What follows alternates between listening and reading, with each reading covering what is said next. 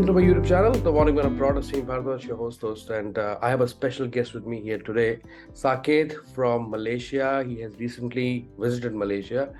तो साकेत जो है आज हमारे साथ अपने एक्सपीरियंसेस जो है शेयर करना चाहते हैं इस वीडियो के अंदर। तो आज हम बहुत सारे फैक्टर्स के बारे में बात करेंगे, उनकी जर्नी कैसी रहती है इंडिया टू मलेशिया, वीज़ा उन्होंने कौन सा लिया, क्या कॉस्ट थी वीज़ा की, फ़्लाइट की क्या प्राइसेस थी, कौन सी फ़्लाइट ली, कॉस्ट ऑफ लिविंग कैसी है अभी इस वक्त, क्या हालात हैं मौजूदा मलेशिया में, और मौसम कैसा है मलेशिया में, ये सब जानेंगे साकेत के through. Welcome Saket to our channel the morning man abroad.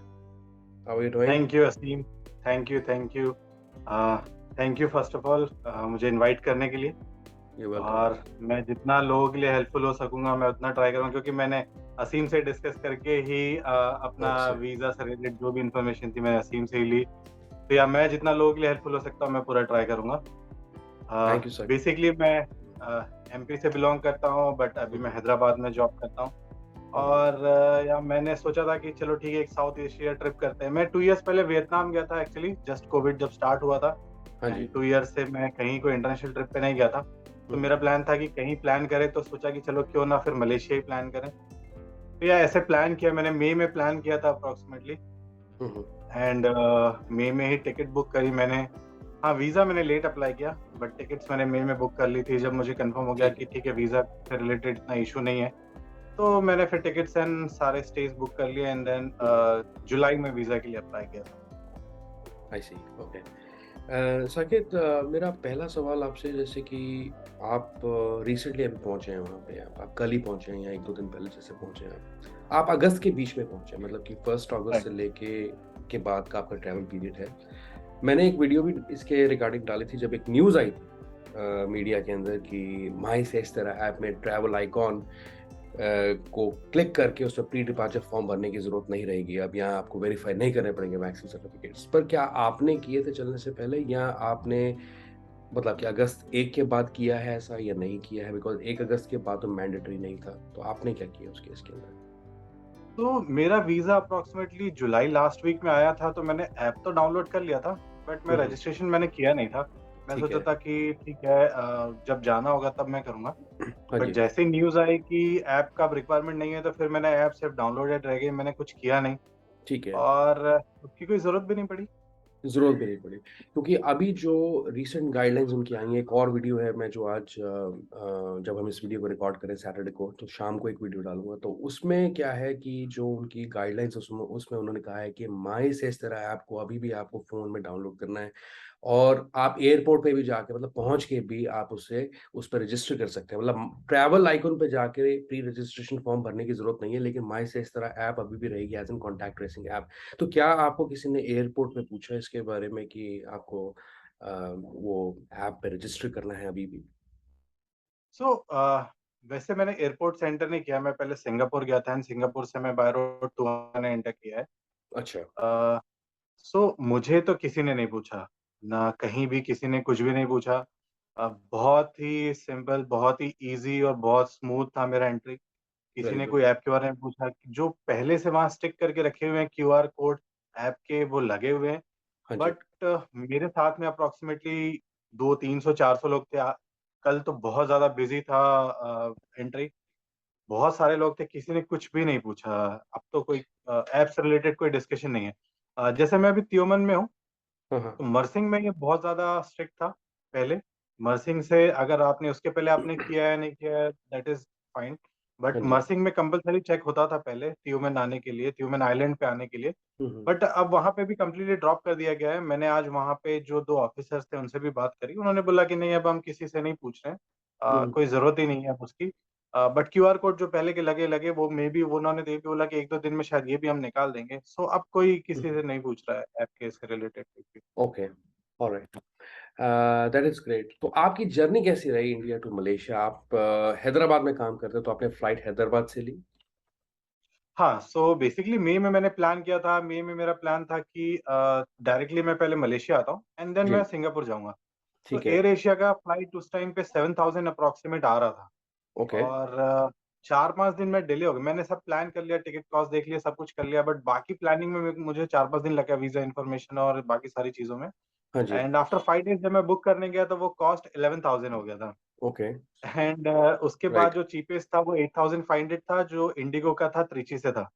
ठीक है। सो मैं त्रिची में जाके 20 आवर्स का लेओवर नहीं लेना चाहता था। तो बिल्कुल। बेसिकली फिर मैंने डिसाइड किया कि ठीक है, मैं पहले सिंगापुर जाता हूँ। सिंगापुर का हुँ। ईज़िली मुझे 7,200 में मिल रहा था फ्लाइट। तो ठीक है। मैं पहले सिंगापुर आया एंड देन सिंगापुर से बाय रोड मलेशिया आया हूँ, जो मैंने बस का टिकट बुक किया अप्रॉक्सिमेटली 82 रिंगिट का था, 80 टू रिंगिट। 83 रिंगिट का था। यस।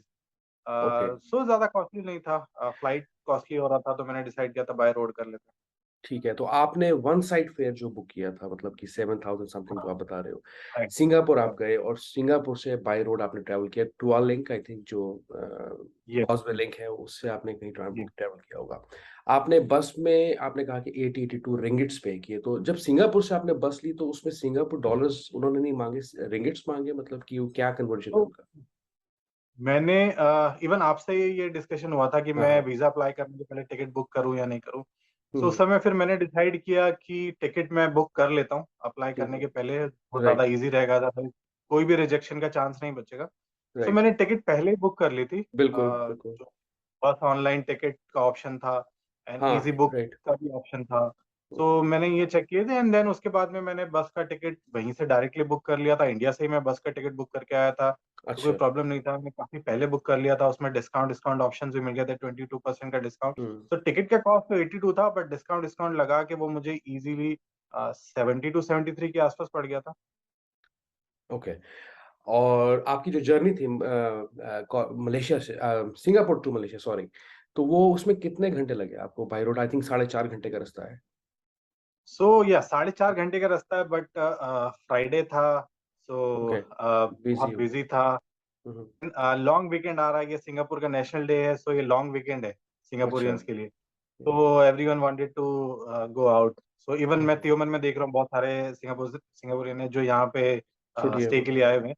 हुँ, हुँ। तो उसकी वजह से बहुत ज़्यादा बिज़ी था, तो वक़्त सिंगापुर साइड में लग गया हुँ, हुँ। एंड मलेशिया साइड में 40 मिनट्स अप्रॉक्सिमेटली। तो ये टाइम ऐड हो गया एक्स्ट्रा, 2 आवर्स अप्रॉक्सिमेटली एडिशन हो गया। हुँ, हुँ। आई सी। अदरवाइज़ तो 4 and half hours was good. 4 and half hours from the causeway link to Kuala Lumpur yes, city, yes, 4 and Kuala Lumpur half hour city. Plus ये व 1 and half hour ये extra लग गया, तो approximately 6 to 6 and half hour लग गया। Right, because आपने traffic देखा, विटनेस किया और बिज़ी था काफ़ी। ओके। वो तो मैं बोलूँगा कि मैं बस में था, हाँ, तो हाँ। बस का एक डिफरेंट लेन है, इसीलिए थोड़ा लगा, राइट, मेबी अगर प्राइवेट व्हीकल या कार में होता तो 1 आवर और एक्स्ट्रा लग जाता था। बिल्कुल, बिल्कुल, agree. Okay, that's nice Saket, तो आपने जर्नी हमारे साथ शेयर कर दी अपनी इंडिया टू मलेशिया। अब बात करते हैं थोड़ी वीज़ा के बारे में। क्या वीज़ा लिया आपने? स्टिकर वीज़ा लिया, ई वीज़ा लिया या आपने सिंगापुर से एंटर किया तो वीज़ा ऑन अराइवल लिया?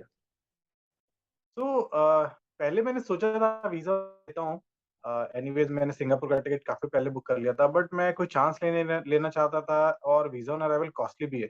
राइट। सो मैंने सोचा कि ई-वीज़ा ले लेते हैं। ई-वीज़ा चीपर है और कोई बहुत लंबा प्रोसेस नहीं है, ईज़ी है, ऑनलाइन अप्लाई करना है, किसी के पास हुँ, नहीं हुँ। जाना है, आप डायरेक्ट अप्लाई कर सकते हो।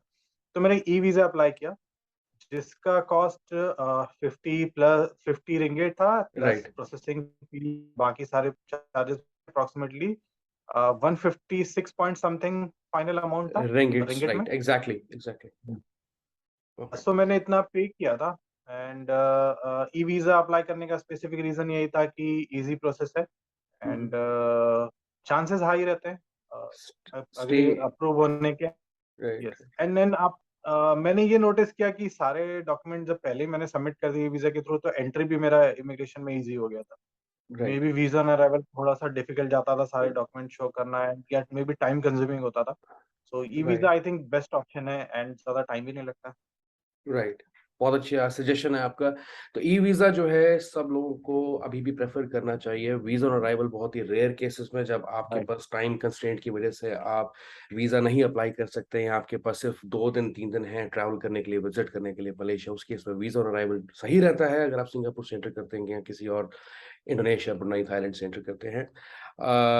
इसके अलावा स्टिकर वीज़ा भी काफ़ी ज़्यादा एक्सपेंसिव पड़ता है, जो मेरा पर्सनल एक्सपीरियंस रहा है उसके अंदर और 5 से 6,000 तक का ये इसका कॉस्ट बन जाता है। तो मैं नहीं समझता कि मलेशिया के केस में आपको जो है इतना पैसा लगाने की जरूरत है वीजा के केस में, बिकॉज पहले ENTRI नोट भी होता था। काफी लोगों के सवाल आते हैं मुझे ENTRI के बाद में, लेकिन ENTRI जो फैसिलिटी थी वो शुरू की गई थी इंडियंस और चाइनीज के लिए, लेकिन पैंडेमिक के बाद उसे रोक दिया गया, डिसकंटिन्यू किया गया। होपफुली आने वाले टाइम के अंदर ENTRI भी जो है $20 का जिसके चार्जेस लगते थे वो शुरू हो जाएगा। पर thank you Saket for your suggestion कि ई वीजा का एक्सपीरियंस आपका अच्छा रहा। और कितने दिनों में आपका ई वीजा आया?